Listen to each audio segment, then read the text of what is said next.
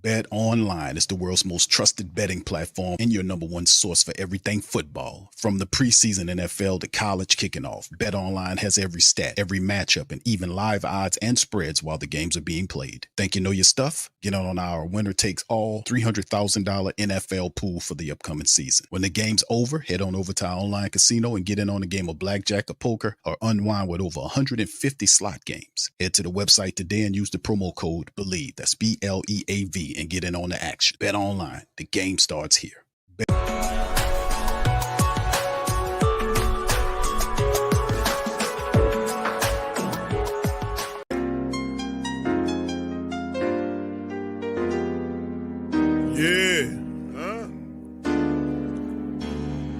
Boogie like Benson, I'm a who that. I'm a who that. Long as I'm living, I'm a who that. Lose or winning, I'm a who that. Sports Coma, yeah, this is where we do that. Where we do that, where we do that, where we do that, where we do that, where we do that. Boogie like Benson, I'm a who that. I'm a who that. Sports Coma, this is where we do that. Where we do that. Welcome, welcome, welcome. Somebody please better help. Running this thing like elf. I thank God every day I'm not a felt. Go to YouTube live with Big Q and the guys. If you ain't ride or die, the bandwagon get flipped. Been marching in, that was way for the ring. I was yelling out your shame for the championship. Bucking on town, duck down. Falcons pluck, get shut down. Panthers ain't much touchdown. The vision really belong to us now. So much hate on the Saints, you could probably tell. Ever since Bounty Gate hit the NFL, when things seem fishy and you probably smell the crooked referees on Roger Goodell. Yeah, probably like this and I'm a who that. Every day I'm living, I'm a who that. Lose or winning, I'm a who that. It's the Sports Coma, this is where we do that. Where we do that, where we do that, where we do that, where we do that, where we do that. Boogie like Benson, I'm a who that. It's the Sports Coma, this is where we do that. You're listening to the Sports Coma with Big Q and the guys on the PRO Media Network.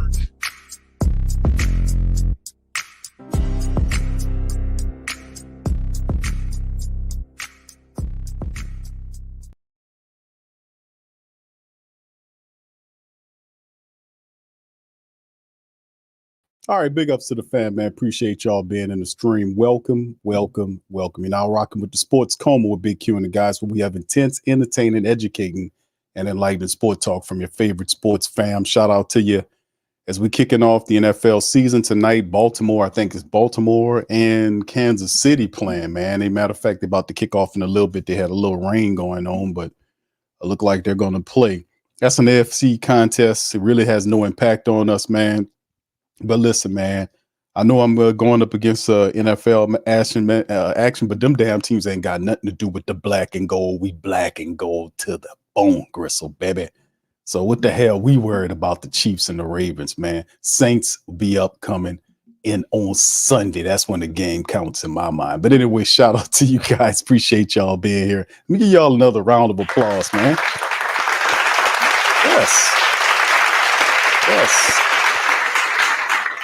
Yes, y'all could be anywhere in the world, but you guys are here, and that's big, man. Much love to you. Appreciate you. Big ups to everybody.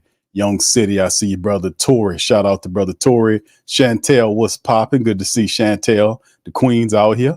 Black Major, how you doing, sir? Argentine Dogos, appreciate you, brother. Thank you for the membership as well. All right, good to see all y'all. Bullet Family Travel Vlog, big ups to you as well. All right, Chantel says, Q, you got to watch Jameis Sunday. He playing Dallas. I'm hoping to get. I think Deshaun Watson's supposed to be starting, but you know that guy's made of paper mache. So if something happens, he'll get in there. You know. So thank you, Chantel. Yes, yeah. Rich homie Quan, man, has had an overdose or something. Fam, man, we're gonna have to do an on Q with Big Q about some of this stuff, because I be seeing a lot of this stuff with these young rappers. All this stuff going on, and it's a poison culture. It's a poison culture, man, and it's a lot of stuff going on, man. A lot of stuff, and people that came out of the culture wrote books, gave their testimonies about what that life is like, and they give up so much to get it spiritually that almost the side effect of a lot of the stuff that they have to do to kind of compensate for the fact of going through it and certain bargains, you know, and then it's just very hard. And, you know, we got to talk to our young people, man. to turn them away because too many of our young people walk in that path for stuff that's short term. That shit don't last, man. So I mean, yeah, we got to talk to our young people, man, about it, because not too much of us are talking about it, man. We got to talk to the young people. We got to stem that tide. All right, shout out to the rest of y'all. OG Jerry, big ups to my brother OG Jerry in the building. St. Doug, how you doing, sir? Much love, student. All right, big ups to you. How you doing, Will? Appreciate William Musgrove in his thing, man. Appreciate you, man. All right, brother. So yeah, he said, okay, who that? Thank you, student. Appreciate you, man. All right, fam. So let's just get right into it, man. I'm not going to hold y'all. I just wanted to talk at y'all, man, right quick about all of the fantastic stuff that's going on with the black and gold. We'll start with the Saints Thursday injury report. We'll have some presser recaps as well. Go over some of the things we heard what Clint Kubiak said and Trevor Penning. Those are two pressers I want to kind of listen to. We'll go over a few news notes and items and some stories that are in this episode of the Coma. So let's get it popping, man, as we hit this one right here, the Thursday injury report, week 9. Excuse me, I'm skipping week 9. I'm ready to get the season on. Y'all know it. Week 1, 9 Saints players were listed on Thursday's injury report. For week 1's game against the Carolina Panthers. For y'all that probably, if you didn't see the preview stream that was yesterday, y'all guys feel free to check that out. Brother Dave and Shad showed up for the Panther Nation and Sports Coma Saints Panthers preview, and they were dropping some good game in there. So I hope a lot of the family members had, kind of heard what they were saying. They were giving some good game, man. All right. Pete Werner dealing with a shoulder issue. He fully practiced both Wednesday and Thursday. That's a good sign. While Willie Gay has a back issue, he's limited. So we'll see how that works. Marshawn Lattimore fully practiced today. A lot of people anticipating him to be ready for week 1. And this is what the reports from the street was saying, that that Marshawn was going to be ready for week 1 with no restrictions. As you can see, he's on par for that. Nick Saldiveri was limited with the calf issue. Jalen Ford has a hamstring issue, is DNP'd again. And like I told y'all, there will be a move made with Jalen Ford and guys like DeMarco Jackson. You see Colin Sanders was DNP'd, and usually there's one more day do they get ramped up. We see Dalen Hawker, ankle, DeMarco Jackson, calf. So was Colin Sanders, both DNP'd. A.T. Perry with a hand, he was DNP'd. So we'll see Friday what the designation is. And if it's a DNP designation, that means they will be probably deactivated for the game against the Carolina Panthers. We knew that it was a long shot for Bink Saunders to be ready for the matchup against the Carolina Panthers. That's why Ridgeway was traded for. That's why they have other personnel there to kind of absorb the loss of Colin Sanders. So you'll see Brian Bresee step in the role, and maybe he'll get some work right there. And then, of course, you'll see Christian Boyd and Ridgeway, the third, who we traded for, the big, massive interior defensive tackle, kind of help out there. And once Bink comes back, the Saints in the middle are going to be solid, man. You ain't going to be able to run on those guys for real, man. And then, of course, DeMarco Jackson. We knew that both these linebackers, Jalen Ford and DeMarco Jackson, more than likely probably going to end up being deactivated, and a slot will be made for another healthy guy to get there. We'll see how that all operates for the game. You know how the Saints do. And then, of course, A.T. Perry dealing with a hand issue. We're going to monitor that as well to see what goes on with A.T. Perry and that whole situation. So this is a little touch on it right here, fam, just to kind of go over here. And then, of course, Carolina's guys right here. As you see, Yusa Nashman, hope I'm saying that right, he got a tibia issue. He was limited. Miles Sanders has a finger. He fully practiced. Ian Thomas, the tight end, was DNP'd as well. People anticipating he won't play. Tommy Trumbull had a back and hamstring issue. He was DNP'd. Got to keep an eye on him. And cornerback Troy Hill had a heel issue. He was limited as well. So the Carolinas dealing with some slight issues there as well. Miles Sanders was the complement back to Chupa Hubbard, who we should see a lot of in the running attack. So we expect the Carolina Panthers to come out and run Chupa at the Saints defense a lot. They're going to mix in Miles Sanders there to give him, a kind of a thunder and lightning type of thing, to try to mix in to kind of help balance their attack. And the first person to get their, that offense going, probably going to end up winning the game. But I got the Saints winning by between 3 to 7 points. I don't see Carolina beating us unless we're not on our game in the game. And the thing is, like I hear a lot of the people are saying, yo, Q, if we don't win game one, man, we could be looking at something fierce. And the thing about it is, you don't win a Super Bowl in week number one. We know this, but the most winnable of all the first 4 or 5 contests is the Carolina game. You know, depending on the talent, you really don't know because, like I said, the week one matchup it's going to be difficult because you're not really working with anything to gauge these guys off. Now you can go and look at old tape of what Canellis did last year with the Tampa Bay Buccaneers and see if you can get some ideas of some of the stuff that he want to roll that way. You can do that to a degree to give you an idea, but what's going to be happening live time is a lot of adjusting. The defense will have to adjust, stop the run, put pressure on Bryce and get him on the ground, frustrate him. And then on the offensive side, the Saints have to run the ball and they have to put points on the board. None of this field goal stuff. You know, when you get down in the red zone, we got to get 7 points and get out of there. So we'll see how that goes. Just a little slight breakdown on that, but that's the injury report for Thursday. We'll be looking out tomorrow to see what the Friday injury report was looking like. And then speaking of receivers, man, we talked about A.T. Perry. This is another one that came across my feed. Shout out to Saints Wire and John Sigler. He said the Lions, and he covered some information because I watched where this came from, and he wrote a really good article on it. That the Lions wide receiver Tim Patrick says the Saints tried to trade for him before the Broncos cut him, which is very interesting because you would think that all of the good stuff that we gave Sean Payton in terms of when he wanted our kicker, what we do, gave him up for a 7-round draft pick. But you know that's real weird because you're trading with Sean Payton, so Payton can get it whatever he wants here. You can get rid of another a top 5, top 10 kicker for basically half-eaten sandwiches, and then turn around. You can't get nothing from Sean Payton. Dig this article, man. This is why I'm covering this. It was real interesting. The final week of the preseason is busy time, full trade talks and tough decisions ahead of the roster cuts. But some deals are discussed without ever coming to fruition. That was the case for Tim Patrick.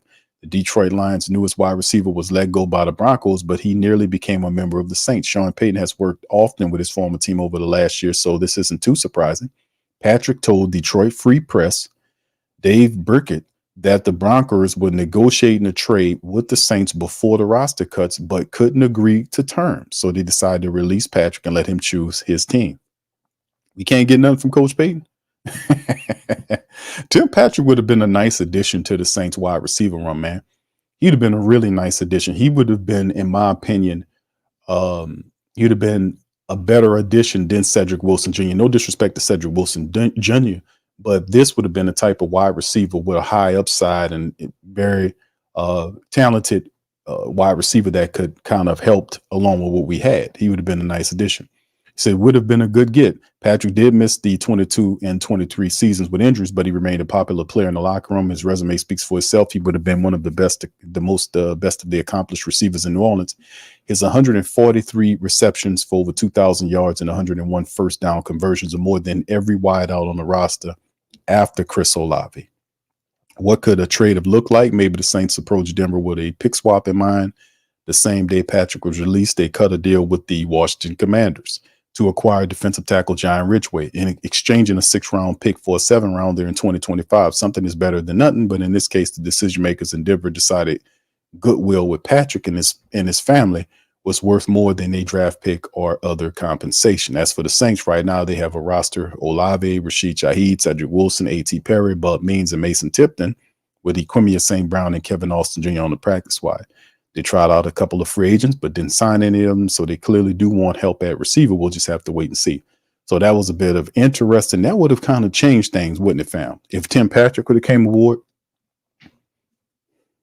I mean, this is very interesting. Saints, we couldn't get the deal to get him. That would have really been a nice get for the Saints to get Tim Patrick. But like I said, I like Cedric Wilson Jr., no disrespect, but Tim Patrick, man, to me, that's an upgrade, man, in my opinion. But hey, man, we didn't get him, right? Very interesting, though. All right, let's keep it pushing, man, and move on into this contract right here. As we talk about Saints, yesterday kind of did a restructuring here. For what purposes? Could this possibly be something that you're trying to open up money for? And we'll see. Shout out to Bob Rose and the Saints News Network, Kyle T. It's not the contract the family was waiting for. The Saints did create some cap room by restructuring a key player. We know that the Saints was dealing with, they got down to like less than $2 million. They had to make some moves just in case they needed to make some moves. So the Saints announced their team that they restructured the contract of Juwan Johnson. This isn't the news that people were waiting for, hoping that they reached a new deal with Alvin Kamara. However, the move does save the team millions in salary cap space. And like I talked about this before, and people were saying, hey, Q, which one of the family members, and let me just address it right quick. Let me get my over the cap on. All right. But yeah, here's the over the cap right now, family. Right now, they got the Saints. Like I showed y'all the other night, it was 1.4 or whatever it was. I forget. It's now just under 4.8 mil the Saints have after the restructuring of Juwan Johnson. Now, the thing is, what do I want the Saints to do? What is my opinion on what the Saints should do? Be responsible with the cap or whatnot? Mickey Loomis is the type of dude that, since he's been doing it, he's done the kick the can down the road mentality. The only reason, I said this on Patreon live the other night, the only reason or the only way that the Saints will get from up under salary cap hell is the contracts that Mickey signed expire. Like we have the next 2 years, and I speak about the 2-year window all the time. That's Taysom Hill, that's DeMario Davis, that's Cam Jordan, that's Tyrann Mathieu. That's some of your best players, and some of your bigger contracts, they go off the books. Well, most of it, they still have some voided years and all this kind of stuff attached to it. But when that happens, you'll get a radical amount of money. And then at that point, then you can start practicing correct cap management. But you can't teach an old dog new tricks is what I've been telling family members. So that would have to go with a different general manager approach in there. So when that flips, then you need to bring somebody in here to kind of walk it into the future and give that general manager a clean set of books to work with, and not a bunch of old cookbooks like the old mobsters used to do, like Jake Greasy Thumb Goosick, that type of crap. That old mobster used to cook the books for the mobsters back in the day, man, the dirty accountant, Jake Greasy Thumb Goosick. But that's what I'm addressing the people about cap management. So what I want to do right now, currently, you lock into who you can lock into. Now, almost 4.8 million. What it does do is it create enough space for, if the Saints are working behind the scenes to possibly do something with Alvin Kamara, could he be flexible on the timeline if they come in with a contract soon? Not saying this is the case, not saying that I'm hearing anything, just throwing out a thought here about that whole situation. Could that be a situation where they're working it? Because like I showed you with the Pete Werner contract, all they needed was 1.4 this year, and then they kicked a lot of it on the escalating deal into the future. 1.4 for him. So we'll see how it all goes, man. But the Saints freed up 4.8, or perhaps they could be looking at trying to address, they tried out a bunch of players. Maybe they want to sign a couple of players and bring them in here. But it's also a good idea to have extra cap money too, just in case something goes wrong. So let me see if we can see anything on with that. I'm trying to see if I can find where Juwan Johnson is. I don't know if they updated it that soon. Let's see. All right. I don't know if they did it that soon. 20. I don't think they did. Yeah. Well, yeah, they kicked it. Yeah, that is right here. 23-24. It just voids. So you got 4 voided years, prorated 1.8. And that's the signing bonus money they own at over the next 3 years of 1.8, 1.8. So yeah, like I said, the bulk of the money comes off. They didn't update the contract here on over the cap. But the bottom line is, man, this is the philosophy of how Mickey Loomis do, when he does work his magic. And I'm, like I said, the only way out of this situation is simply put, in terms of the cap situation, is the contracts expire in 2 years. Then you reset the books because they're too deep in right now. So if you got to restructure and grab and get at your best players, then you get your Alvin Kamara, lock them in.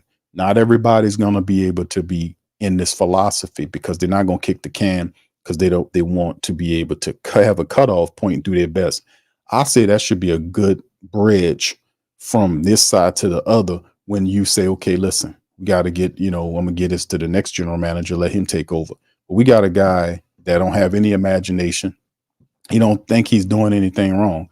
and we'll just have to wait and see how it goes, man. And if the Saints are going to figure that out. But yeah, this is bad cap management, but you're locked in.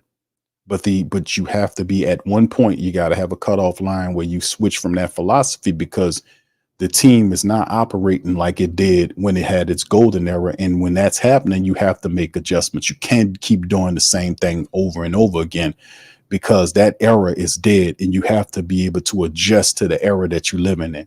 You can't have this old dead ass mentalities, old dead ass philosophies and habits and expect to create a new character, a new mindset. Everything has to change, man. All of those stuff has to be challenged and thrown out. And that's where we fail at as an organization, because they're not changing anything at the top. You have people coming in and out of the organization at the bottom or in the mid levels. But when you get to the higher levels, these old people, they're not going anywhere. And they're not bringing in other people there to share power with them. All these other general managers are subordinates for Mickey Loomis as VP. And instead of giving up the GM job, which he should do, he then subcontracts the GM job out to several people, including Harley. And then next thing you know, Lauscher doesn't say anything about it. He doesn't care. So we'll see how this all works, man. It's a very interesting experiment. Just know where you heard it from first. All right. So anyway, man, let's keep it pushing, man. Shout out to you. Thank you. Hold on here. Let me get out my super chat out here to Chantel. Appreciate you on that. Big Q, are you betting big low on the Falcons game? Man, and that game's what, week 3? Is that week 3? Yeah. The Falcons game is week 3, I want to say, y'all. So we got what we got first. We got the Panthers, then we got the Cowboys, then we have the Falcons, and then we have the Chiefs, and then the Bucks. If I am correct in memory of my schedule, that's what it is. I'm going to say no right now, Chantel, on that, because I have to, because listen, it was a whole BS. It was some BS, because, me betting the Saints and thinking they had my back on that game, like they were going to represent and show up, and they just didn't. They didn't do anything. That's why I really was pissed off too about Derek Carr. And that's another thing personally that I was pissed off about with Carr and Dennis Allen in that Atlanta game when he drew that pick 6. That was the game that I betted on, that I had to put that goddamn Falcon shirt on. And he's sitting up there congratulating people who picked 6 them to ultimately hand the game over to Atlanta. See, a lot of people, you don't do that. And I don't know if anybody told that dude that, but when you gotta when you come on to somebody's team and you're there for the first year, find out who the hated rival is and don't issue them compliments. Tell that to him and his stupid ass coach, because they both did it. One of them did it in the first game. The second game, it was this other dumbass apologizing why he threw them other people on his own team under the bus. That was full view. So you got him congratulating interceptions that led to pick 6s that beat you, and this other clown at the end of the year last year apologizing to Arthur Smith for whatever bull. I don't care what you did. You don't issue no apologies to your rival. You don't do that. That's a surefire way to get people pissed off at you very quick. And you got to see people that you can't put that together. You come over here, you got to learn the culture. You don't just, you got to learn who the rival is. You got to know who you go against them. You got to start, you know what I'm saying? You can't be issuing compliments and all this BS to your rivals. We don't want to hear that. And then I'm sitting up there with a Falcon shirt on the first one. Oh, it's week 4. Okay, there you go. Yeah, I'm sorry. I got that wrong. Shout out to you, B Frank. I see you, fam. All right, appreciate y'all, fam. It's week 4. So yeah, Chantel, I'm gonna just be honest with you, probably not. I'm even if the Saints are doing some good stuff, let's say they win the next 4 or 5 games, I'm hardcore. That's not good enough for me. They have to be able to keep this up, and I'm talking about well into the season before I say, okay, yeah, I'm gonna do this. I'm not gonna probably end up betting, just to be honest with you. But thank you for your super chat. Much love. Thank you. Fuck too kind. Appreciate it, Chantel. All right, let's hit this one up, fam. This is another article right here for the fam, man. We're gonna go over this one. This one's from Sporting News here. It's labeled Spencer Rattler's rise forces Saints into silly decision on first depth chart, right? What do you mean by that, Mr. Chris rolling. All right, from Sporting News. And he's basically saying after a stunner of a summer, let me pause this here. After a stunner of a summer in preseason from rookie quarterback Spencer Rattler, Dennis Allen and the New Orleans Saints went out of their way to prevent hype by not naming a backup quarterback. See, we got guys outside of the building now that's starting to pick up game. They're starting to pick up game, peeps. And that's what and this is a part of the game. Like, why? What's going on with that? Because this is the protection matrix. The decision hasn't saved starter Derek Carr from speculation aimed his way from the family members and media. Not after summer, after his mostly debut campaign with the team that resulted in a 9-8 record last year. But an almost desperate attempt to keep Rattler hype at a minimum before week 1, the Saints went out and did something silly on their first depth chart of the season. Behind Carr on the chart, the Saints actually wrote Jake Haener or Spencer Rattler rather than putting one name ahead of the other in the second slot like most normal teams. It is an unorthodox approach, though, as Nick Underhill of New Orleans football pointed out. It's a continuation of Allen's theme after roster cuts about, quote, competition, end quote, all season long. Quote, they have to declare a backup quarterback for Sunday for headset purposes per league rule, right? The idea that players won't know who isn't real. I think they just want them both to compete and keep the intensity up by not making the declaration and leaving the door open. Right. That's what we're saying. The depth chart decision is in a way coach speak personified on the chart. The idea might be to spur competition while both young players develop. But family members understand there's a measure of attempting to avoid the exploding hype of Rattler if he really is the number 2 or cause for concern or angst. If he's buried third on the depth chart, despite the depth chart silliness, the Saints will declare a backup for week 1 and will get overanalyzed either way. And again, if Carr struggles, it's not hard to figure out which quarterback on the depth chart behind him. Family members will be chanting at home games. See, this guy is writing for Sport News. And let me just say this, man. What's up, Barbara? Shout out to Queen Barbara. What's up, Jack? How you doing, sir? Jerusalem, how you doing, sir? Appreciate you. Slim, I see you, my brother. Appreciate you. L-Dub, much love. Mick Swagger, how you doing? Pammy, what's up, Pammy? Y-O, can you too? You flat powers God. Shout out to you, fam. Listen, man, I kind of told y'all we talked about this before. Before any of this stuff happened, I warned y'all. And I said, listen, every year, put one in the chat. I've been saying that a lot lately. I know. Your one button probably not working too much. But I say put one in the chat because when I be mentioning stuff, because I pay attention to history. And the thing is, the last couple of years, Dennis Allen has always had a silly move that he did that on the roster that was a very curious move. I laid out those before, so I won't bore you with that now. What's up, Hemisphere? And we've talked about this before. It's not it's this called the protection matrix. That's all this is. And people don't think of it as very much, but it really is something. This caused fractures in the locker room, not coming from Spencer Rattler, but it pokes holes, and that's all you need to do. It pokes holes in the idea that players are supposed to compete for spots on team. The way you do that is you do it in practice, then practice translate to the games. In preseason, going into the regular season, spots and orders are decided based on play, not only in practice, but how it translates in preseason. Now, follow me here. We all know in the Great Saint Think Tank that the way players get their starting spots, if it's an open starting spot, is by way of how they competed.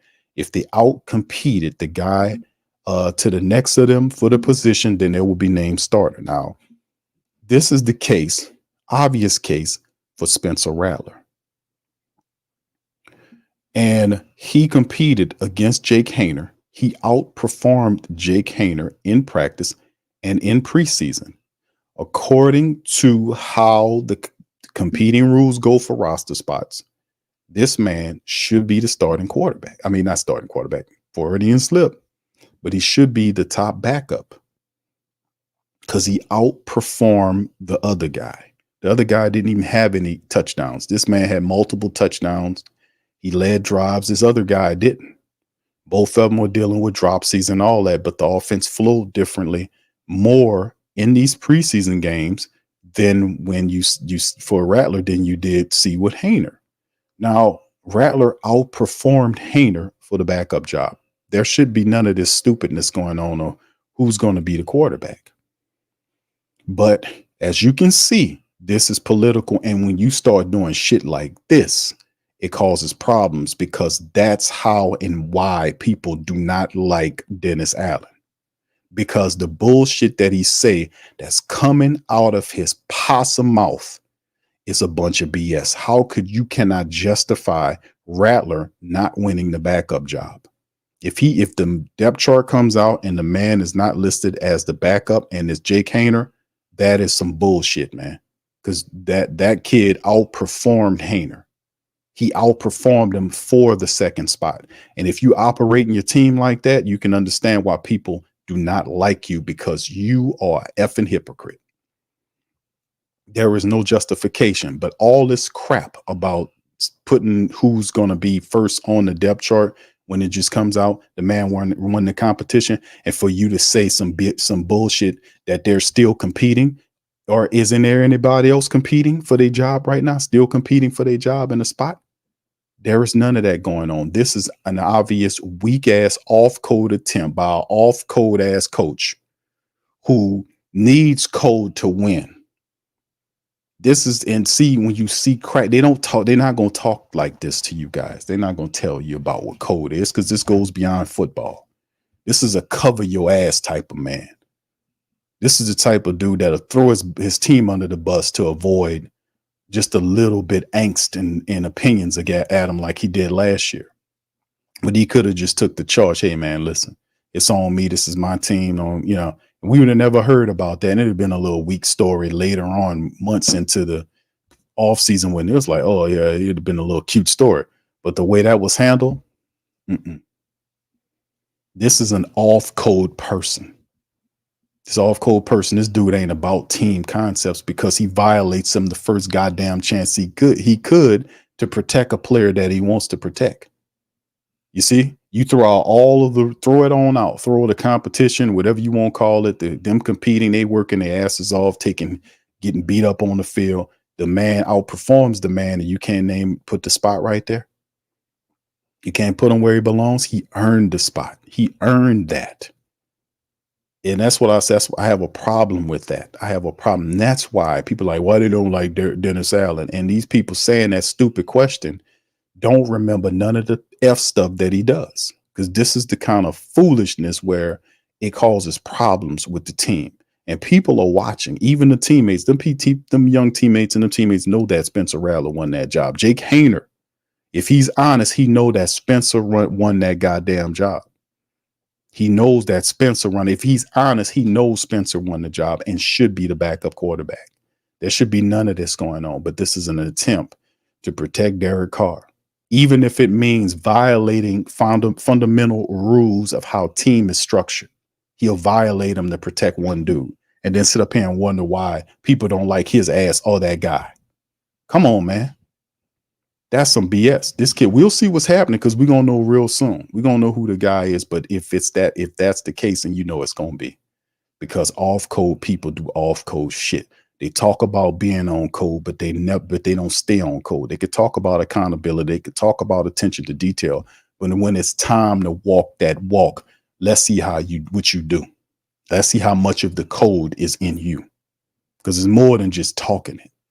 You can talk it all you want, but walking it is a whole nother level. It's a whole nother level. He gonna try to protect his boy, and you shouldn't do that, because that people see that looks hypocritical, and it washes away and start poking holes in how the team is when they notice, and it's obvious that you have an obvious biases for players to the point where you're doing stuff like that. It won't bode well for you, especially if your guy that you like and you pick starts to struggle. because it won't stop people from yelling from the seats. It won't stop them. You won't stop his progression. But man, you're not supposed to do that as a head coach, man. So I mean, this is off code shit by off code man, bro. What can I tell you, man? This is what it is. All right. So anyway, fam, let's keep it pushing, man. Let's go here. I'm gonna start off with put Clint Kubiak up here. Clint Kubiak's coming up next. We're gonna start the presser segment and see. And it's good to hear from him. I don't really want to hear from Dennis Allen. He ain't saying shit. So let's hear from the man with the plan himself, and perhaps we can get some game on what he's talking about today. Here we go. Pull in the chat if y'all can hear, fam. I think they're really well coached. I think they, I know Coach Ejiro from working with him in Denver, have a lot of respect for him, and you can tell the way his players play and the way he teaches is spectacular. So they're very disciplined, very sound defense. What do you think of the way that they revamped their pass rush, bringing in Clowney? Yeah, we got a lot of respect for Clowney. I think 95 is an excellent player. They've made improvements to their roster just like we have. So, look forward to the competition this weekend. Is that a good test for your offensive line right away? Absolutely. Yeah. Excited to see our five play together. Put a lot of hard work in the offseason, and now look forward to their reward, which is Sunday. How hard is it to find the time and the effort in a practice week to develop one young quarterback, much less two? How do you try to place the importance on that compared to getting ready for a game? Yeah, limited reps, limited to none. It's very small. And I would give a ton of credit to Andrew Janoko. He's phenomenal teacher, phenomenal coach, gets there with them early, way before, the starter gets in the building, gets them out of practice early, gets them after practice, gets them between periods. And that's what best you can do is just, maximize the time before, after, and in between offensive team periods. You've obviously worked for a lot of different organizations under a lot of different coaches. I mean, is it a situation thing to find someone who decides that's important? Could you rephrase that a little? Is it case by case basis when certain coaches or certain organizations believe it's important to dedicate kind of that time and resources to do it? I do agree with that, and I know Coach Allen especially spends a lot of time with us as coaches and making sure that we have a plan for each player, and having a pre-practice plan, post-practice plan, meeting with them extra.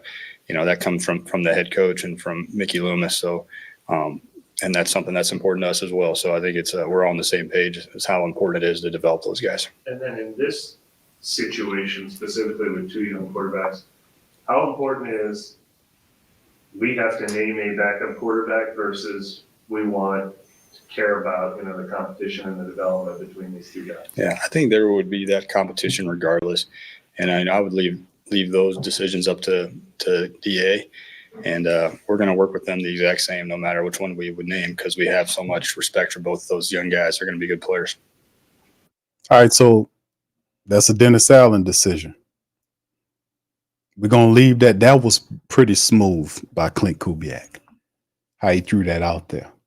Because he let you know, hey, man, this ain't my call. He said, hey, man, we're going to leave that to Dennis Allen. Which let y'all know, well, we knew all the time, but it's good to know Clint Kubiak was like, hey, man, we're going to keep them ready. But you see, that's Mike Triplett, man. Mike Triplett's there asking all the good questions again. But this is the thing. Now, we talking about the backup quarterback position, and the reporters are asking about it because the reporters know what time it is. They know what time it is. It's a very clear thing. The man wanted, obviously he wanted. But the thing is, I'm trying to let people know, at this point, like if you want to have a team that's all together, a team that's standing on one, they together in mind, spirit, everywhere else, in full unison. When you start seeing hypocritical motions in the team, like when you start seeing that type of stuff, like the guy busts his ass in practice in preseason, beats the other guy, then it's just the ridiculousness of it all, man. It wasn't a close competition. Now, this would work if it was a close competition. But I'm saying this is in season, starting it off the first. I'm letting y'all know this is the first thing. As the season started, then you have that call and people know, hey man, that was the wrong call. How do you do it? We're gonna keep them competing. No, it was whatever. But still in all, an order has to be named. And it wasn't close for you to try to play it. You're trying to play it like it was close when it is not. It wasn't close. The backup quarterback competition wasn't close. But we're going to keep them competing. I want to see what both of them can do. You did that, and the other guy outshined the guy. The other guy didn't even throw a damn touchdown. He had one that was called away because of the holding, but regardless or not, it didn't happen. Both of them dealt with penalties, but outside of just the touchdowns, the field and how he operated there, he outperformed the man. Even in practices, he was keeping up with him. And Jake Haener did a lot of God bless him. He did a lot of off-field stuff during the season, working with Chucky to improve upon his game. He just didn't have a terrific preseason. He really didn't. Not to the type where Spencer was. Just call it. But he can't do that because to put Spencer, let's call it like it is, to put Spencer as the backup means that he's a play away from being a starter. Meaning that if Carr struggles, and odds are with a new system, there might be some struggling in that first month or so. You got Rattler behind him. People going to automatically call for him because they know, even though they pretend like we don't have no expectations, we don't listen to what's going on outside the building. Hell, that show you they full of crap. Because if you ain't care what was going on outside of the building, you'll name Spencer Rattler. We don't care what they believe. We don't care about expectations outside of the building, but you sure know about how they feel about Spencer Rattler. The people full of shit, man. Do you get what I'm saying? If they really didn't care about what you said, and we don't care about expectations, then why all of the pageantry, all the pageantry behind this? Just name them. And Clint, once again, remember this, Clint Kubiak put this decision on Dennis Allen. He said, that's the call by Dennis Allen. Listen. We have to name a backup quarterback versus we want to care about, the competition and the development between these two guys. Yeah, I think there would be that competition regardless. And I would leave those decisions up to DA. And we're going to work with them the exact same, no matter which one we would name, because we have so much respect for both those young guys. They're going to be good players. Remember, it's a DA decision now. I was saying that it was in your ear a lot while you're trying to call plays. What do you make of that experience? The last preseason game, I wouldn't say that. I enjoy the banter back and forth with him. He's such a bright player. I really enjoy picking his brain, and he doesn't talk so much to me at least. So it's good to get those moments with him on the sideline, and he really lights up when you start talking football. So that's a really fun part of his personality. You said that you were never leaving the sideline again. Is that maybe an indication of where you're going to do Sunday? Yeah, we'll see. Still talking about it with DA. Sure. We often hear you guys talk about things being vanilla. We say things are vanilla. Like, how much you actually show during the preseason of your offense, and when you decide, how do you decide what to keep under wrap? I think that's a discussion we have with our coaches. At the end of the day, we're trying to go evaluate players. So I don't think you give them massive game plans throughout the preseason because you're still competing every day against the defense, and you got maybe a day and a half to get ready for a preseason game. So yeah, you definitely don't want to maybe show your best stuff. And those are conversations that happen throughout the week, with DA and with our offensive coaching staff. What are you looking forward to most week one, first game, in the regular season in the zone? Yeah, I mean, it's a 17 sprint marathon. So we're just looking forward to coming out and practicing again in the red zone tomorrow and getting better. And if you don't have that mindset, you drive yourself crazy, so we just got to focus on getting better every day. And, that's an old cliche, but it's important. It is what it is. We got a lot of football ahead of us, and just take it one game at a time. this might be an obvious question, but, Derek was talking about this yesterday. It feels like, you both trust each other in terms of, you're going to ask him to do something and he just is going to do it a certain way. And, how important is that level of trust with the quarterback in terms of the play caller offense? Yeah, that's a really important part of the relationship, and he makes it really easy because of, just how good of a person he is, how hard he works, and, how detailed he is. So that part's been really seamless, and I've enjoyed working with him. I feel like you've been able to take some things off his plate this summer, just how the games will go to make him more efficient. Yeah, I want to keep loading his plate up because he can handle so much. So there's nothing that he can't handle, but it's a team game, and it's about what our team can handle. It's not just the quarterback. It's offensive line, it's our tight ends, it's our running backs, receivers. So it's not just about him. It's about everybody, and he knows that. And so I always have the team in mind first. I guess are there things that you can do to, I guess, just shift priorities elsewhere? Like, you go on asking. Yeah. I think it's always important that we narrow our players' focus, and that's something that we really strive for as coaches. And you're not going to go into one game with 700 play game plan. You got to pare it down and talk about what you're going to do, what you're going to focus on, so that the players can have a laser sharp focus on the certain looks they're going to get from these, number of plays. How do you feel like Trevor Penning's progress throughout the offseason and where he's at on the Yeah, I think he's, again, I've said this every time, and I mean it. Like he's doing everything we've asked him to do. He's a super coachable guy, and he's had some really good practices, and a lot can be said about where he started and where he's come from. And I'm really proud to get to coach Trevor and Rick Dennison and John Benton, and those guys have done a phenomenal job with him and with the whole offensive line. But he's earned the right to go out there and play really well on Sunday, and I'm looking forward to go and seeing what he does. But it's a 5-man show up there, and it's all 5 working together. It's not just him. And Clint, do you believe in the load management as a play caller? Do you take that into consideration, say touches, injury history for certain players? I mean, is there a magic number you want to get to on carries and touches? I think it's a good problem to have when you got to give plenty of guys touches, and I think we have that problem. So we got a lot of guys that are worthy of the ball. But as far as the game, yeah, to an extent, but we better go give our best players the ball early and often, and whoever has a hot hand, keep riding them. Indeed, man. Young Clint Kubiak, man, the man with the plan, man. He's brought here to basically help the Saints offense get on track. His contribution in terms of the offense will be very important. It's basically life or death for Dennis Allen, the offense, man. And listen, fam, I hear a lot of the criticisms that people are talking about in terms of the offensive line. To be honest with you, I don't know what kind of offensive line we have, what we're going to have.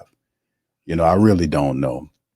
We've seen some positive stuff in the preseason when you've seen them running the ball. If we can do that, and I think probably the easiest part of the game in terms of learning the run aspect is to get the offensive line and get these guys running and make it make sense so they can be able to get into their offensive fluid. So we got to run the football, man.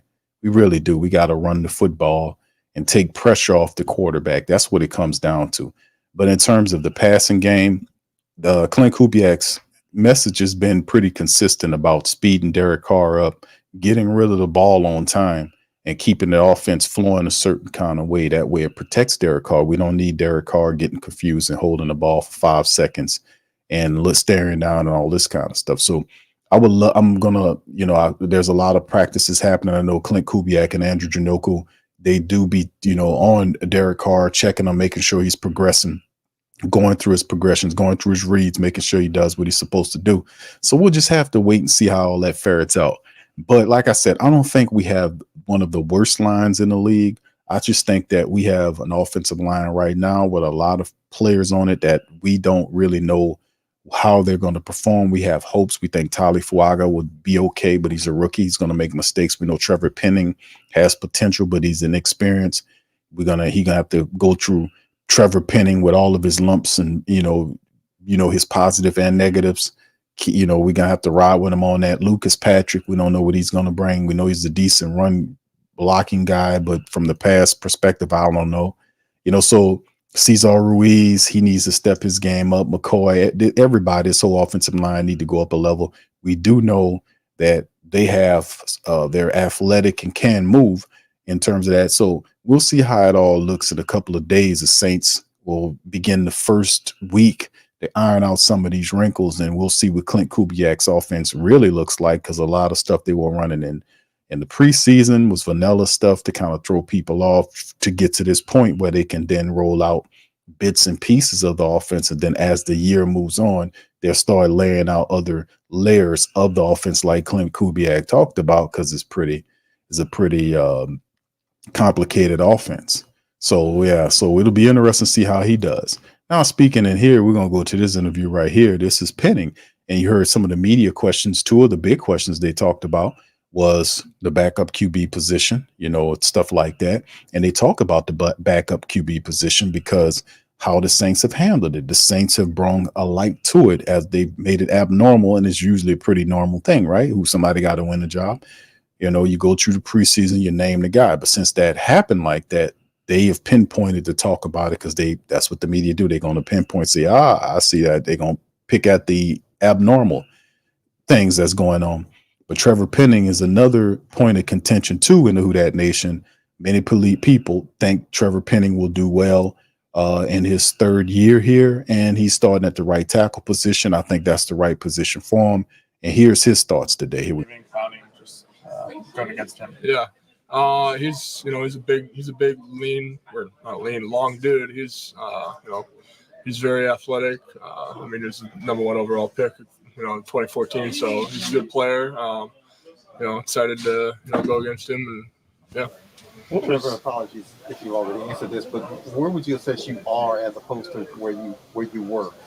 Are you talking like last year or? Well, moving the right tackle. Yeah. I think I'm, up there, kind of where I was at left tackle, but even better. I think I've improved on a lot of different stuff. My knowledge of my football IQ, I think's improved a lot just by more time at doing it and being around a little longer. So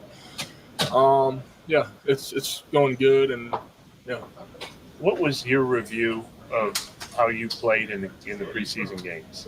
I think the first game I definitely didn't feel like myself. I feel like I was playing a little too hesitant, and can't do that. I think the second game I definitely improved. I think the last game I had a couple things in pass pro I need to clean up. I think our running game was pretty good, but I think I can keep improving on that and playing even better. So when you go out and you have a game you weren't happy with in the first preseason game, was it a battle to make sure that didn't shake your confidence to have worked for a long time, and then or was it not because you had built that confidence? Yeah. I just I watched it, didn't play how I liked, and I put my head back down and kept working and fixed the things I needed to fix, and just kept going. Is that another example of how the amount of time they've given you, patience they've given you, and every rep and every prep has really paid off? What do you mean by that? Giving you so much opportunity to grow and develop this offseason. Yeah. And have every snap at that right tackle. Yeah, I think that helps a lot. I think getting the reps is very important, not only in practice but in games, because that's where that's where it's for real. You can't you try as hard as you can to mimic, game-like situations in practice, but there's nothing like a game, and getting those reps is very important. How about the five of you guys? Just where do you feel like you guys are from a chemistry standpoint? Yeah, I think we're really solid. I think chemistry, we're pretty good. We're all kind of on the same page. We kind of all communicate well. We're all on the same page of picking up different blitzes, run the right plays, one of the right guys. So I think we'll be ready to go this Sunday. Trevor, did you kind of need the extra reps in the preseason? You went a little bit longer than most of the offensive line started. Yeah, Yeah, I'd say so probably. It's always good to get reps. I think getting more experience could definitely help, and I think it definitely did. Trevor, is it ever hard not to put too much pressure on yourself and knock it down with the ups and downs and going to a new position and just keeping the right perspective?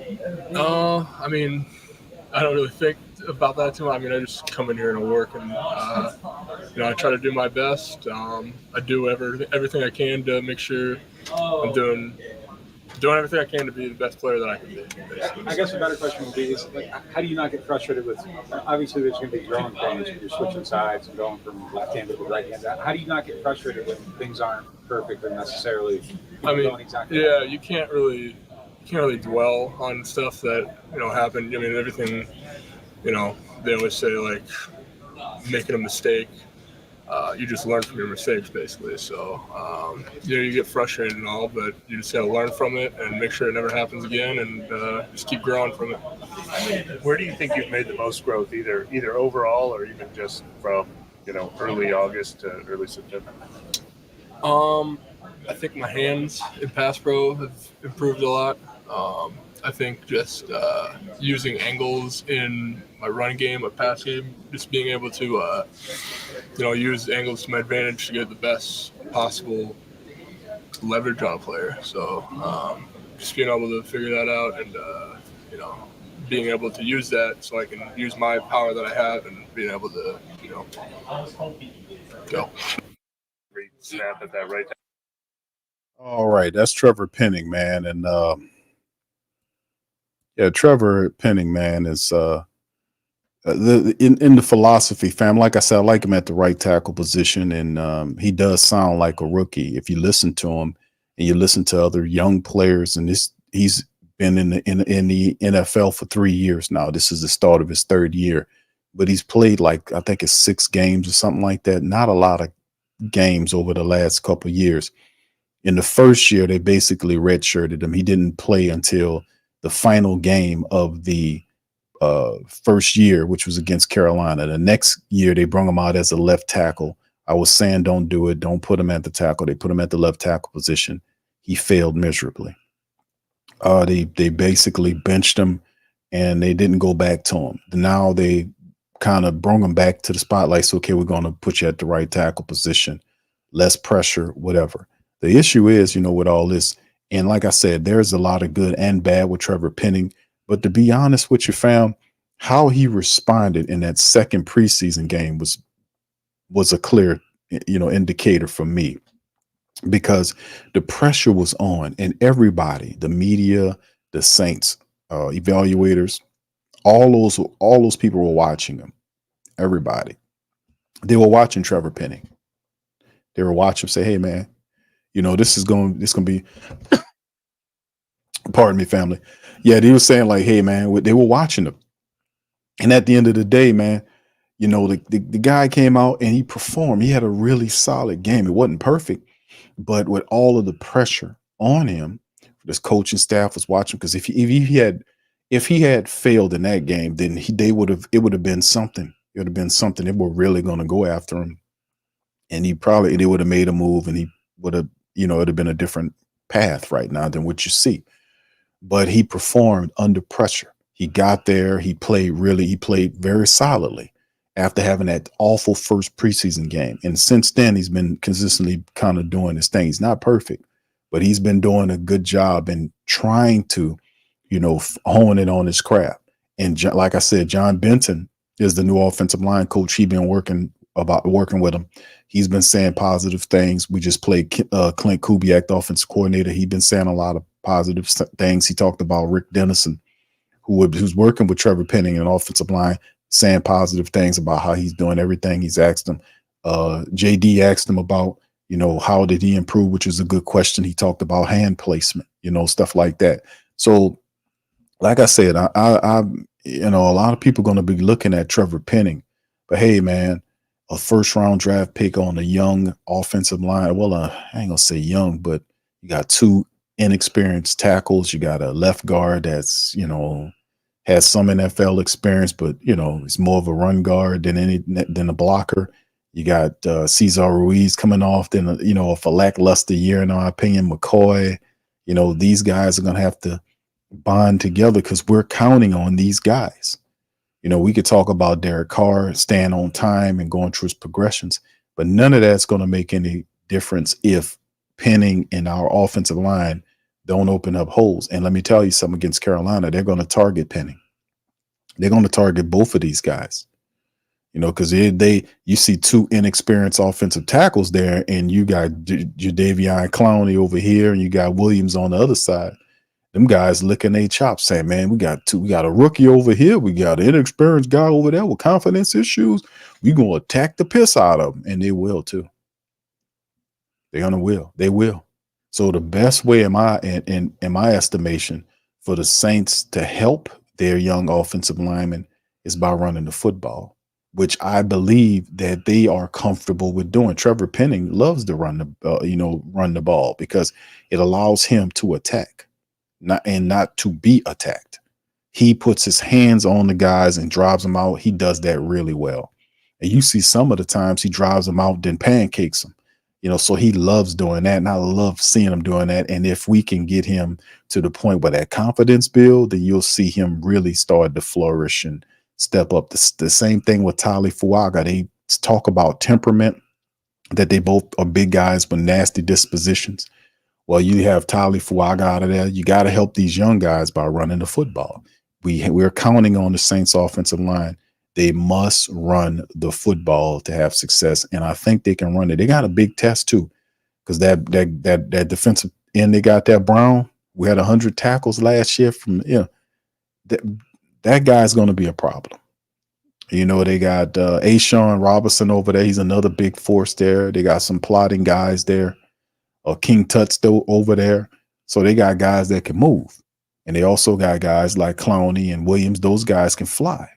So the Saints will, and Evero, that defensive coordinator, man, that guy's good at trying to find weak points to attack you with.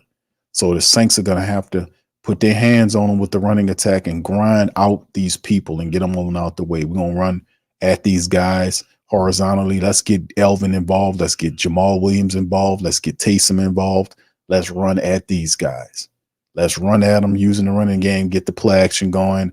And let's get out of Carolina. Let's get out of the dome with a 21-10 win over the Carolina Panthers. Probably be like 21-17 or maybe 17-10. I could see something like that. I don't know. I don't see a blowout yet because I need to see more of the offense, but depends on how much they pick up. I don't expect them to be fluent week one because we know it takes at least 3 weeks to a month before you really start knowing what you need to do before you can go to the next level in terms of your philosophy.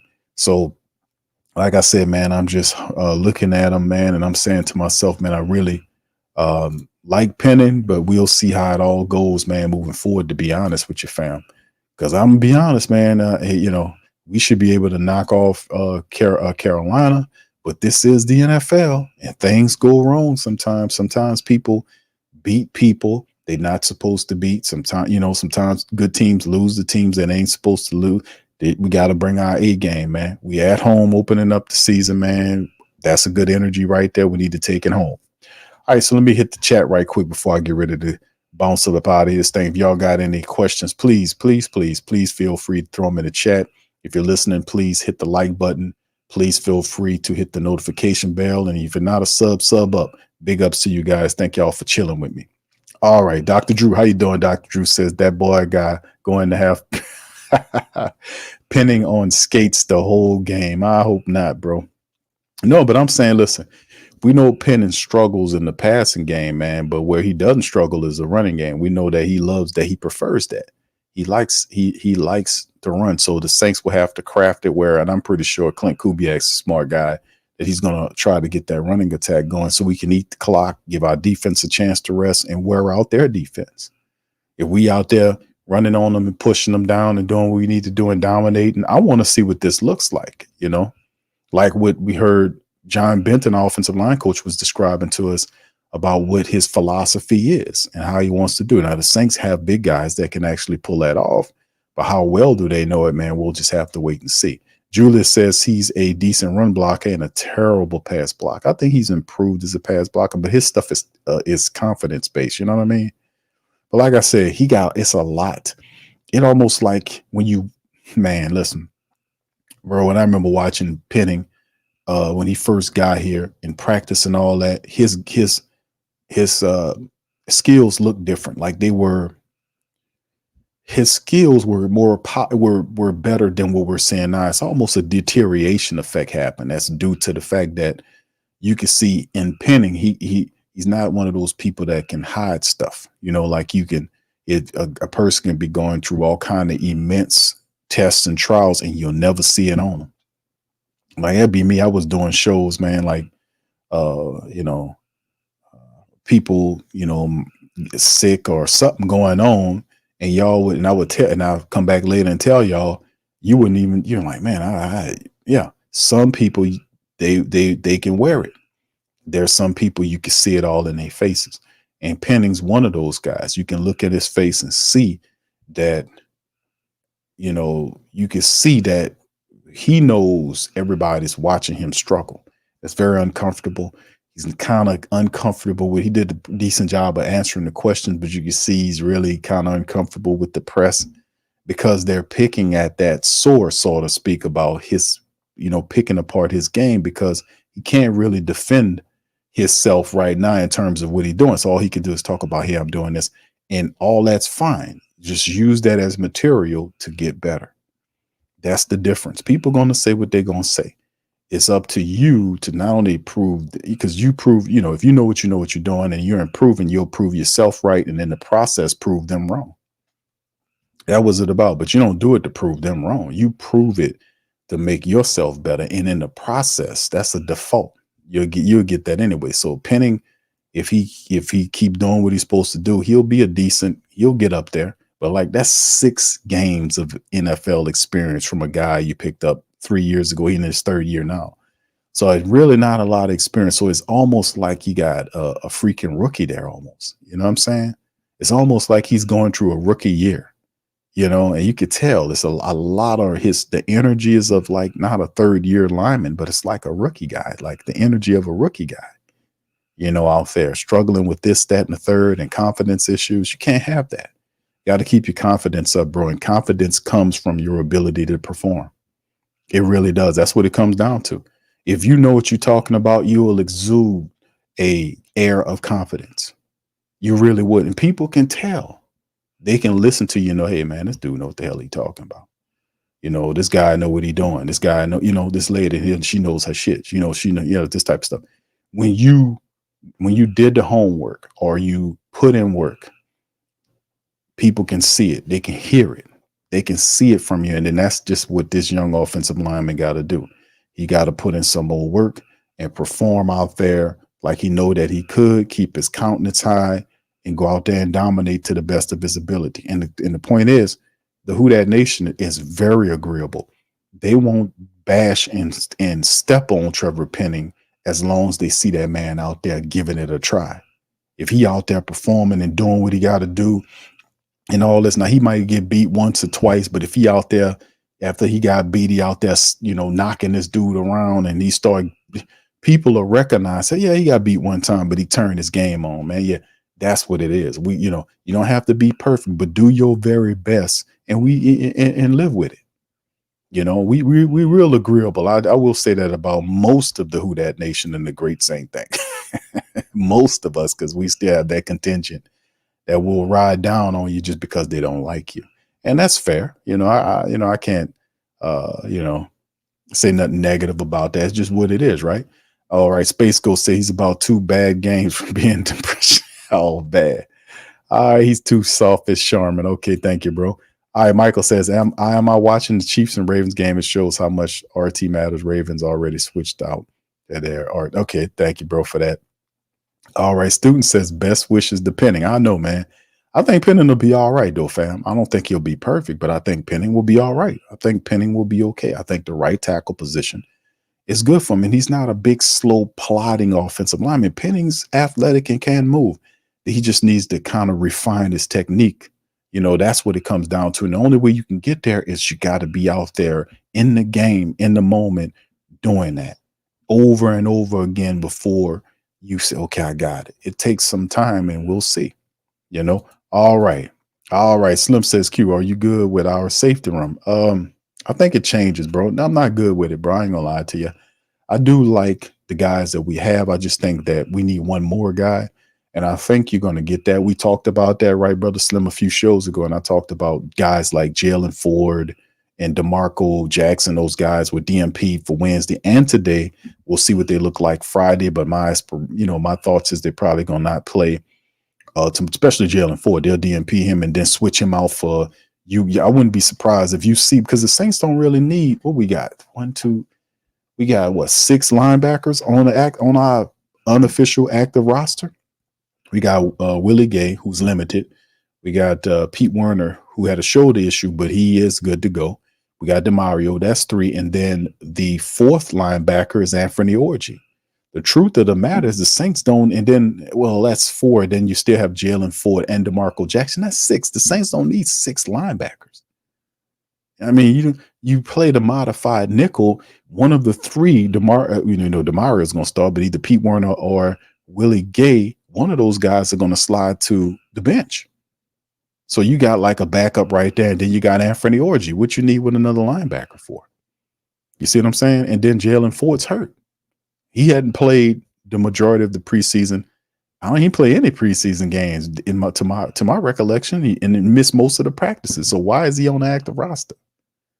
So he's not. They're going to move him out of here, and they're going to open that spot up for another safety, in my opinion. We'll see if that's true when we get close to game time. That might be a call on Saturday, Slim. You know how they do. I promise you, brother. Watch. That's going to be a call on Saturday. Watch how it go. They'll switch him out for one of our safeties. It'll probably be the Jonathan Abram or Ugo Amadi. If they do that, I'm cool with them. I'm cool with the safety room like that, because I like Amadi because he can play the special teams. He can come in and play a little corner. If you need him to play safety, a ball, or Jonathan Abrams coming in and play special teams, you knock your block off. So I'm cool. Either one of those guys, I'm cool once they make the move. We'll see what they do with DeMarco Jackson. But like I said, I don't think DeMarco Jackson or Jalen Ford are going to make it to play in week 1. So I wouldn't be surprised if those spots then are filled by safeties or one safety. All right, 546Q, I got a good feeling Kubiak's going to do some great things with this offense. I think so too, bro. It all starts with the running attack. No matter how complex of offensive system you have, it all starts with running the ball. Or either you might have a situation where you have an extended run, where they throw the ball down the line of scrimmage to set up a screen or something like that. We've seen the Saints do that. I wouldn't be surprised if I see Clint Kubiak do that to spur the offense. But the great part about what we have here is we have so many diverse players. We got Alvin Kamara and you got the primary players that are like I call them mismatch nightmares.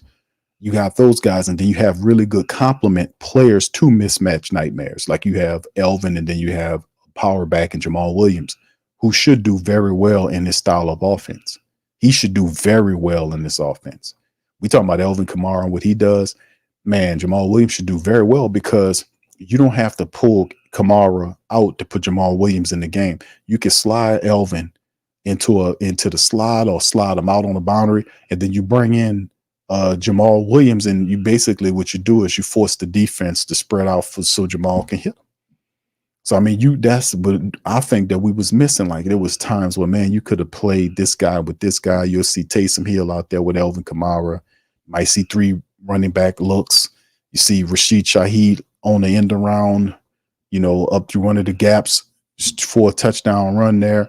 You can see a lot of stuff, but we have guys that are incredibly difficult to stop. So, as long as he operates through that, I think we'll be good. Mick says, Q, do you think Dalen Hawker will have an impact on the team? Yeah, eventually, bro. I think right now with the ankle situation, we'll see how bad it is. I don't think he gets going right away right now, because that kind of hampered his debate. He's doing really good in camp. And then, he had the ankle situation that kind of slowed him down. I don't know how bad that ankle is, but we'll see. But he's definitely a future prospect, because Jawan Johnson, they restructured Jawan Johnson's contract. But the future prospect of the team in terms of, you're looking at if Spencer is the future QB of the team and Dalen Hawker is his tight end, potentially that's not a bad pairing, because, you got to have the safety blanket, and Dalen Hawker can block, he can catch. He fits the modern NFL tight end. And Foster Monroe in 2 years, He's part of that 2 club, less known anyway, you know, Tyron and Cam. He also has 2 years before he's out of here as well. You can see the Saints moving Dallin Hawker up there, but I think eventually he'll have an impact in the future. But in terms of this season, he should have an impact on this year as well once he gets good. All right. Yeah, you're right. You got to get better at that, bro. All right. Oh, no problem, student. Much love, fam. All right, Michael, thank you, man. Said, what's good? Big Q football season has started. It officially has started, my friend. I am very excited about it. I am monitoring this game as too, looking at it. I also am monitoring my fantasy football. You know, shout out to the fantasy football family members that started that are, you know, they decided, man, to join the Sports Coma Fantasy League. You know, people's like, you going to start the Sports Coma Fantasy? Like, yeah, I'm going to do it. And finally, I was able to put it together. And it was kind of on the, a few days before we got it going on. But I got it all together. We did the draft on, when was it, Family Labor Day? We had a Labor Day draft. It was pretty cool. We picked our players and teams right now. And let me see right now. Let me share the screen right now. Right now, this is what's going on in fantasy football world right now. You can see the TSC King Hoodats. That's my squad. They're up right now over the money team, as you can see. So big ups to the rest of the family members involved. And there you see the Dome of Silence Rapture right there against who is that? SV360. Cobras versus Devin C. Devin winning right now. Of course, we won't, we'll know all of this when the time comes, man. But the Sports Coma Fantasy League is in full effect, man. So shout out to the guys participating in that thing, man. It's not for any money. It's just for bragging rights. But Morgan, thank you. Appreciate you. Michael Morgan, thank you for your super chat. Appreciate you, bro. Thank you. You're far too kind. Yeah, it's going to be fun, man. I enjoy fantasy football. I be doing so many things. I got to make a point to keep my rosters updated. All right. Student says, I would like to see Penning push down multiple defenders like he did in his. I know, see that? But that was all confidence driven. Like when you remember him coming into the team, it was the fights he was getting into camp and pushing guys. He was a little bit beyond the whistle. He had that intensity to him. And people were like, yes, because that's what the Saints offensive line were missing. They were missing some edge. And Tali Fuaga does have edge. Trevor Penning does have edge too, but it's all confidence driven.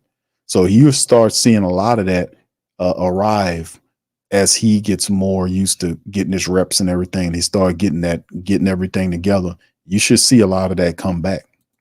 We just hope it's under control where it don't create a penalty scenario that's against us. You know what I mean? Jack says Penning reminds me of a slot from Goonies. What's up, Carlton? How you doing, brother? Appreciate you, man. All right. Bronze Flat Power God says, boy, if Penning push a lineman down, the dome gonna go. Yeah. You know, he did. He had one in what was that? Wasn't that the last game in the preseason game where he knocked that defensive lineman down and then pancaked him? Y'all remember that? He jumped on him. I was like, yeah, that's how you do it, man. That's how you do it, Penning. That's how you do it. Pin him down. All right, M. Dot says we need some Penning. That's right. Yeah, Penning pancakes. Yeah, you got to pin him. Penning's got to pin him. He got his name shares. He got to pin him down. That's what he got to do. He got to do it. What's up, Pelicans, Nola? All right. Yes. Yeah, this is a part of the game, man, that we all got to get used to, man, when we talk about stuff like this. It's all about the O-line, man. All right, so anyway, fam, with that being said, man, that's going to be the end of the stream, man. I appreciate y'all for chiming in, man. Like I said, please feel free to hit the like button, hit the subscribe button. Shout out to the Sports Coma Fantasy League, Money Team, SV360, Dome of Silence, Rapture, Cobras, Devin C, Who Dat Savages, the Block Beaters, Mr. Mad Styles, Paper Chasers, All Saints Day Elite, Mob Babies, and Goodfellows, man. Shout out to all the family members in there, man. Like I said, man, we're going to be doing the fantasy wrap-up show along with our Wednesday streams, our Wednesday Saints Talk streams. We cover whatever happened on Wednesdays, man. We're going to talk about the Sports Coma Fantasy League, man, who doing their thing, so hopefully I can get me a win this week here. We're going to see. We're going to see how it all goes. All right, so anyway, I'm out of here, man. Listen, I appreciate y'all stopping by, man. Y'all have a wonderful rest of y'all night, man. And I'll be back on Friday to talk at you. Much love and who that too. Yeah. Boogie like Benson, I'm a who that. I'm a who that. Long as I'm living, I'm a who that. Lose or winning, I'm a who that. Sports Coma, yeah, this is where we do that. Where we do that, where we do that, where we do that, where we do that, where we do that, huh? Boogie like Benson, I'm a who that. I'm a who that. Sports Coma, this is where we do that. Where we do that. Welcome, welcome, welcome. Somebody please better help. Running this thing like elf. I thank God every day I'm not a felt. Go to YouTube Live with Big Q and the guys. If you ain't ride or die, the bandwagon get flipped. Been marching in, that was way for the ring. I was yelling out your shame for the championship. Bucking on town, duck down. Falcons, pluck, get shut down. Panthers ain't much touchdown. The vision really belong to us now. So much hate on the Saints, you could probably tell. Ever since Bounty Gate hit the NFL, when things seem fishy and you probably smell the crooked referees on Roger Goodell. Yeah, probably like this and I'm a who that. Every day I'm living, I'm a who that. Lose or winning, I'm a who that. It's the Sports Coma, this is where we do that. Where we do that, where we do that, where we do that, where we do that, where we do that. Boogie like Benson, I'm a who that. It's the Sports Coma, this is where we do that. You're listening to the Sports Coma with Big Q and the guys on the PRO Media Network.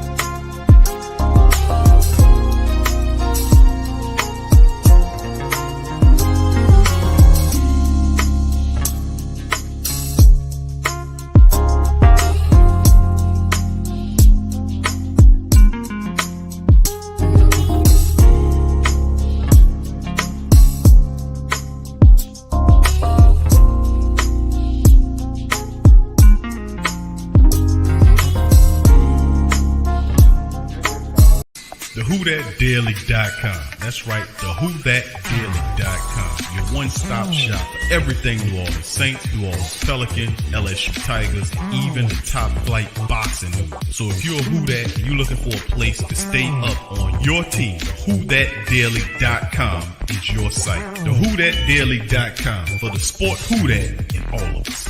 That's right, the Pro Shop is the platform store where you can go and buy all the latest merch to support the platform. Available at the Pro Shops, we have dozens of hundreds of products available for you and your family. Unisex tees for men and women, hoodies and sweatshirts, tank tops, kids and baby items, long sleeve tees, mugs, pillows, wall art, bath bedding, face masks, phone cases, stickers, bags, fanny packs, socks, hats, and many other items. Please feel free to check out the Pro Shops. The link is in the description section below.